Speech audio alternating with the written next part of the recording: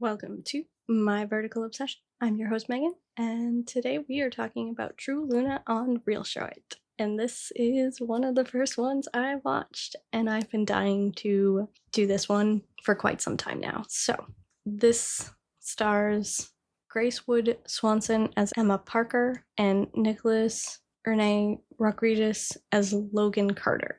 So the synopsis is, when Emma Parker turns 18, she discovers her fated mate is Logan Carter, the alpha of her pack. But that happiness is short-lived when Logan rejects her for another she-wolf. Soon after, Emma learns that she is no ordinary wolf and that many dangerous people are after her. Alpha Logan rejects Emma, so why is he willing to risk it all to keep Emma safe? So my overview for this is, Emma Parker has always had a crush on Logan Carter, who just happens to be her alpha. On her 18th birthday, she finds out she's fated mates with Logan, but Logan has chosen someone else. He has chosen she-wolf Sienna Moore. Even after rejecting Emma as his mate, Logan can't seem to let her go, and this doesn't make Sienna happy. Sienna ends up having Emma and her best friend Amy kidnapped as a way to get rid of Emma. Amy ends up dead, and Emma unleashes a power she didn't know she had. After rescuing Emma, Logan and Andrew, Logan's beta and Emma's brother, dig into Emma's wolf. They learn that Emma is no ordinary wolf and try to keep it from her. Emma finds out, not knowing that this means they must protect her. Meanwhile, they have been dealing with the Rogue King, who just so happens to be looking for Emma. He just doesn't know it yet. After Sienna escapes from Logan's punishment for trying to kill Emma and killing Amy, Sienna runs to the Rogue King. She tells him where to find the one he's looking for. The witch that was forced to help him reaches out to Emma to try and help. They form a plan to bring down the Rogue King, and Emma can save the one she loves. After dealing with the Rogue King, Emma and Logan are finally able to be together. Just when they thought they were finally going to be happy, on their wedding day, another alpha interrupts, telling Emma he's her mate.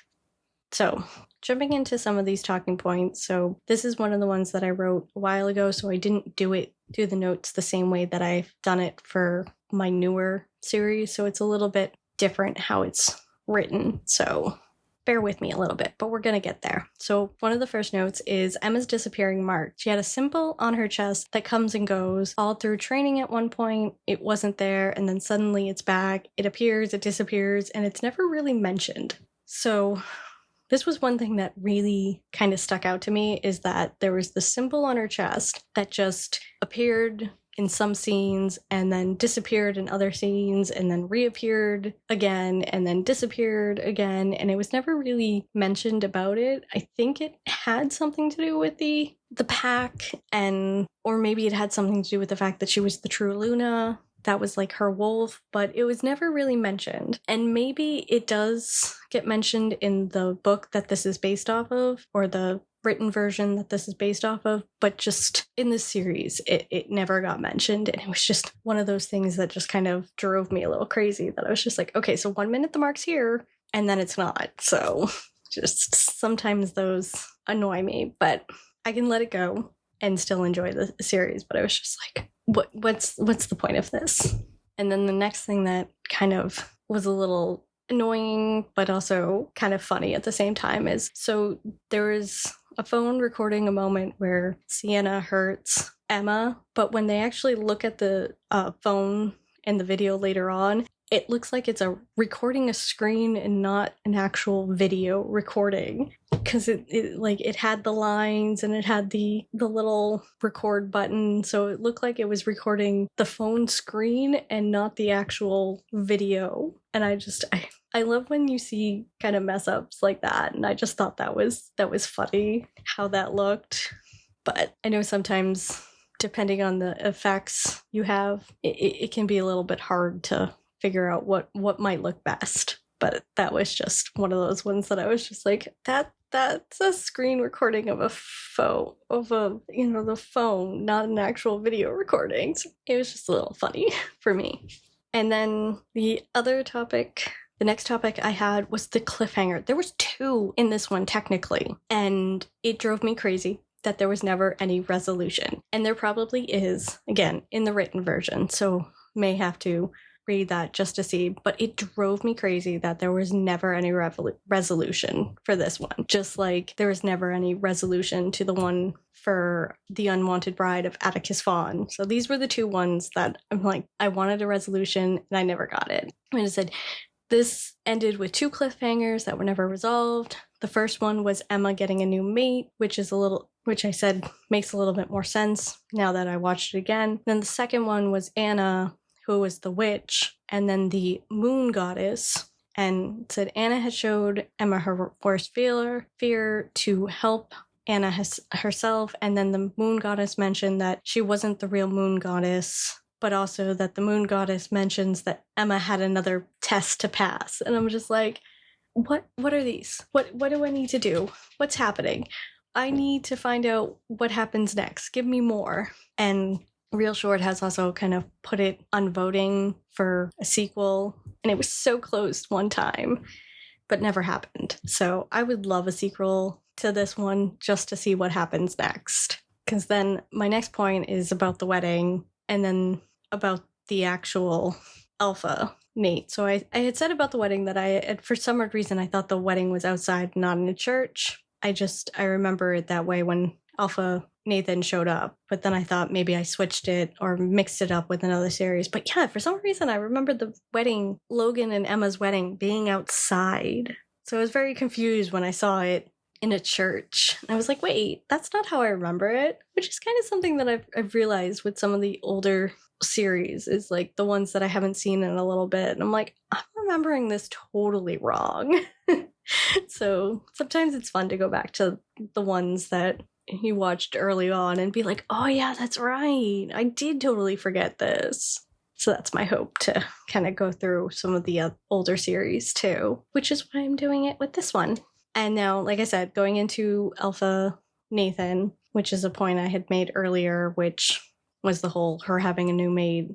I said the whole Alpha Nathan mate ending. I get that since Logan rejected her, she could end up with a new mate, but since they marked each other, wouldn't that make them mates again? So how couldn't Nathan be her mate? Or does this turn into choose a mate situation with Emma and Logan now? Are they supposed to believe, as true Luna, she has more than one mate? Could Alpha Nathan being her mate be the test of loyalty that was mentioned by the moon goddess, that Emma must choose to stay loyal to Logan and not choose Nathan? So that's kind of where I thought that this whole Alpha Nate thing was going, that either it's because she's true Luna, so she has more than one mate, or it's the test of loyalty that the moon goddess mentioned Emma must pass now. I figured that it's more or less the test of loyalty, that she has to choose Logan over Nathan, which I could see them doing that, which I feel like that's where that's going to. So again, I definitely need to kind of find the written and kind of read what happens next, just to see, because I fear we won't get a sequel anytime soon. So my last note, as I mentioned with The Unwanted Bride of Atticus Fawn, is this is one of the first series that I watched for verticals. It was one of the ones that was on TikTok all the time. You saw the crush scene and the rejection scene on TikTok. Just about every other scroll. Like I said, with Atticus Fawn one, they played that one. That bedroom room scene that I mentioned from Unwanted Bride of Atticus Fawn on TikTok. It's like those were the scenes that you saw advertising these on TikTok all the time. And what really drew me into the series to make me go, I need to watch this. What is this? And I need to watch it. So, and now here we are years later, and I'm obsessed with them. So it's all thanks to this one and The Unwanted Bride of Atticus Fawn.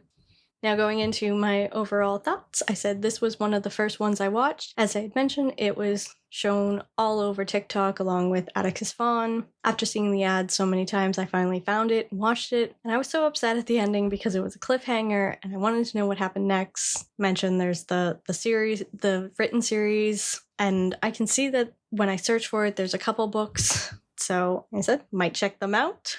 As I've mentioned before, I didn't know how verticals worked at first, so I thought new episodes got added like the novel apps. I just kept waiting to see when the new episodes would drop, and it never happened. I soon learned that verticals do not work like that, but still no sequel. keep hoping one day we will get a sequel. And then went into saying, it's like, I don't know if Nicholas, who plays Logan, still does verticals or acts at all. So then I was like, could they do a sequel or would they have to recast? I mean, I still have hope one day this one and Atticus Vaughn can get a sequel. Sure, I mentioned that in my Atticus Vaughn review too.